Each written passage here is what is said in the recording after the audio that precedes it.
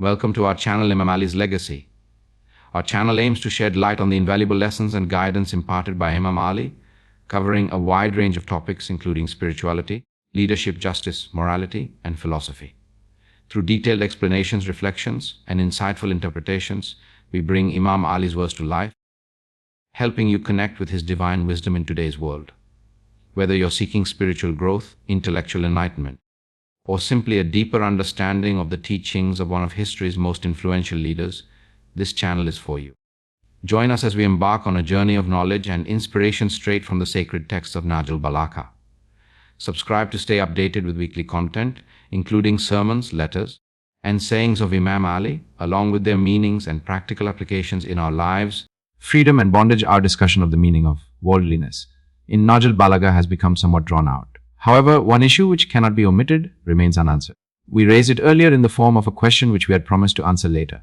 The question was this: if attachment and bondage to anything is a kind of unhealthy condition that leads to abandonment of human values and causes stagnation, inertness and inertia of the human personality, what difference does it make whether that thing is something material or spiritual, this worldly or otherworldly, or as goes the saying, the master or the apple? It may be said that if the aim of Islam, by prohibiting attachment and by warning against bondage to temporal things, is to safeguard the human being's identity, to rescue him from servitude, and to protect him from stagnating and vegetating in life, it should have encouraged man to acquire absolute freedom and to consider everything that compromises and confines it as kafir. For such is the standpoint of some modern schools of philosophy, which consider freedom to be the essence of man's human identity.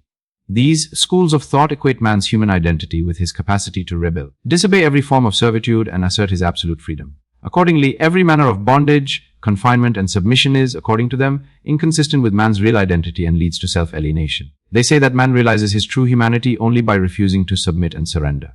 It is characteristic of attachment that the object of love absorbs man's attention and compromises his self-awareness. This results in his forgetting his own self, and subsequently, this aware and free being called man, whose identity is summarized in his awareness and freedom, becomes a slavish creature devoid of freedom and self-awareness. In forgetting his own identity, man also becomes oblivious of his human values. In such a state of bondage and servitude, he ceases to progress, edifying himself and becoming stagnant, frozen at some point. If Islam's philosophy of struggle against worldliness aims at the resurrection of the human identity and personality, it should oppose every form of servitude and liberate man from every form of bondage. Such, however, is not the case, for Islam undeniably advocates the liberation from materialism for the sake of spiritual servitude. Freedom from the world is acquired for the sake of the fetters of the hereafter, and the apple is renounced for the sake of the master. The Irafa, who advise absolute freedom from attachments, however, do allow an exception. Hafiz says the following: I am the slave of the magnanimity of him who is free of the taint of attachment to anything under the blue sky except the love of the moon, cheeked one, the joy of whose love redeems all sorrows and woes.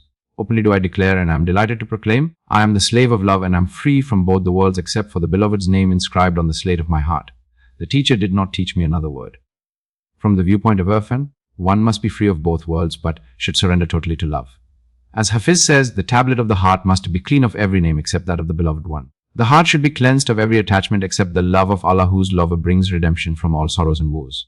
However, from the viewpoint of the so-called humanistic philosophy, the freedom of the Arif, being only relative, does not take us anywhere, because it is freedom from everything for the sake of a total surrender and servitude to one being. Servitude is, after all, servitude, and bondage is bondage regardless of the agent towards which it is directed. This is the objection raised by the followers of modern humanistic philosophies.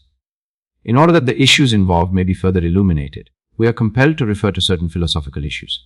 First of all, one may point out that to assume that there exists a kind of human selfhood and identity, and to insist that this identity should be safeguarded in itself, amounts to the negation of movement, progress and development of this selfhood, because motion and change necessarily result in alienation from this selfhood. This is so because movement means becoming, that is, becoming something one is not. It implies a continuous transcendence of selfhood and the embracing of otherness. Obviously, if we accept this view, it is only by the means of immobility and stagnation that one can preserve his identity. The development necessitates self-alienation. For this reason, some ancient philosophers define motion in terms of otherness and self-estrangement. Accordingly, to assume that there exists a certain kind of human self and to insist that this self should be safeguarded and protected from becoming an self, and to speak of movement, progress and evolution in the same breath involves an unresolvable contradiction. Some people, in order to free themselves from this contradiction, have said that man's identity lies in being devoid of any kind of self whatsoever. Man, they say, is a creature absolutely undefined in his essence and free from any kind of limit, form or essence. His essence lies in his being without any defined essence. Man is a creature devoid of a fixed nature and essential necessity. Any attempt to define, limit, or confine him amounts to depriving him of his real self and identity. Such a view may be aptly considered poetry and a flight of imagination, rather than a philosophy. The absolute absence of a fixed form and essence is possible in one of two cases. Firstly, such a being should possess infinite perfection, pure and unlimited actuality. That is, it should be a being unlimited and unconfined, encompassing all times and places and predominant over all things and beings in existence, such as the being of the Creator. For such a being, movement and growth are impossible because motion and development involve overcoming of defects and imperfections, whereas such a being cannot possibly be supposed to possess any imperfection.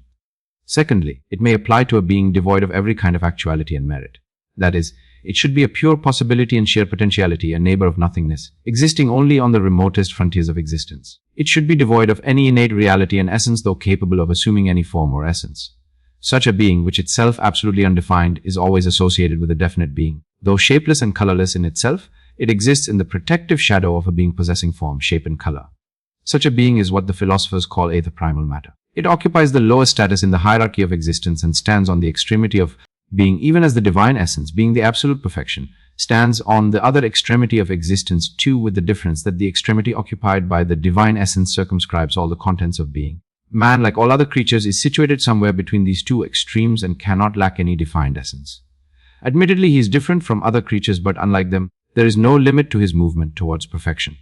Whereas other creatures remain confined to certain definite limits which they cannot transcend, there is no end to the possibilities of the human development. Man possesses a special kind of being. But contrary to the view of the philosophers who believe in the precedence of essence and reduce the being of everything to its quiddity, and who deny the possibility of transcendence and essential change as being self-contradictory and consider all changes to occur at the level of accidents, the existential nature of man, like that of any other material thing, is fluid, with the difference that its movement and fluidity know no final limits.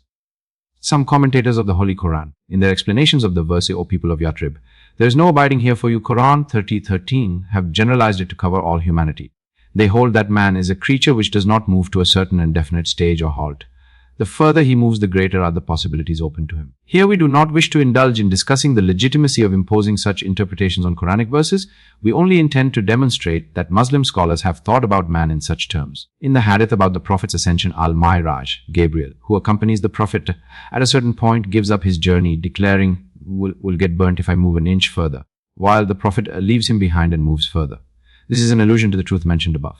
Also, as we know, there is a debate among Muslim scholars about the salawat benedictions upon the Holy Prophet Pak and al-Bayt Ak, which we make as a prayer to Allah to shower greater blessings upon them. Now the debate is whether the salawat is of any benefit to the Holy Prophet, who is the most perfect man. In other words, is there any possibility of ascension in the Prophet's station? Or does the salawat benefit only the person who pronounces it and beseeches Allah to bless the Prophet, a favor that has already been granted? The late Sayyid Ali Khan opened this debate in his commentary on Al-Sahifa al-Kamila.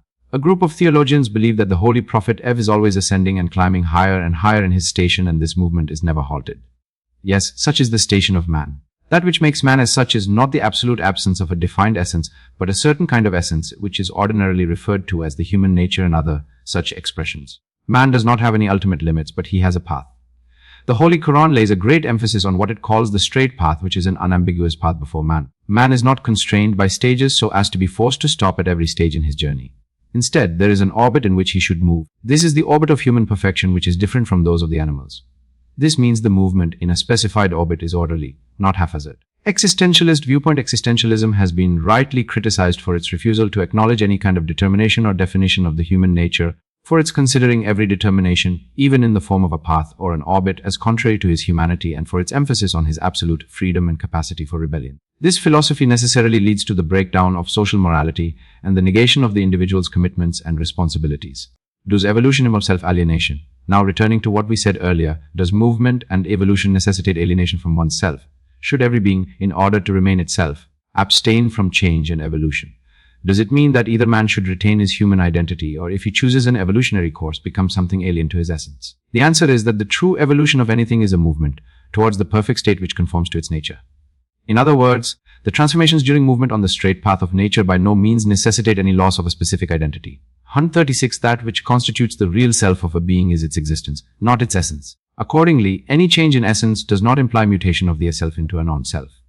Mullah Sadra, who is the champion of this philosophy, holds that man does not have any definite essence. Rather, every developing being passing through the stages of its evolution is not a single species but a plurality of species.